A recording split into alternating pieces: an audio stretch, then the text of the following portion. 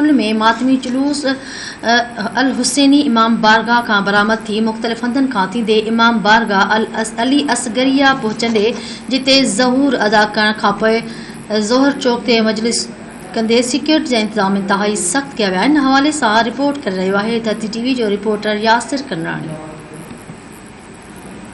जी बिल्कुल, सिंध के ॿियनि इलाइक़नि जी ठुल में भी अज़ादारनि जो मातमी जुलूस है वो अल हुसैनी इमाम बारगाह का निकरी चुको है जो ठुल के मुख्तलिफ रस्तन का थींदे अली असगरिया इमाम बारगाह ते पहुंचंदो। सिक्योरिटी के हवाले से अव्हांखे ॿुधाईंदा हलूं तो सिक्योरिटी जा जेके हिते इंतजाम आहिनि उहे इंतहाई सख्त किया विया आहिनि।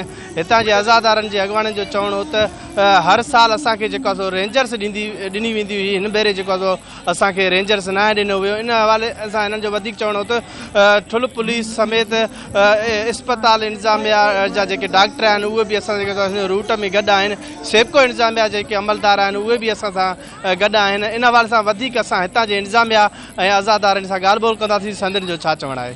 जेको मौला हुसैन पंहिंजे महबूब जे नाने जे दीन ते कुर्बानी ॾेई मुकमल कामयाबी इख्तियार कई, जंहिंमें अॼु हे असां मुसलमान कलमो भी पढ़ूं था, नमाज भी पढ़ूं था, उन्हीं जे ही सदके जेको मालिक कुर्बानी ॾिनी।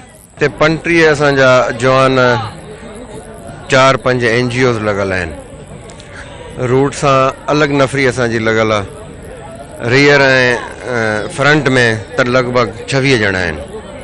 26 असांजा जवान आहिनि, 3 NGOs आहिनि ऐं रूट ते असांजी लॻभॻि 15-20 ॼणनि जवान लॻल आहिनि।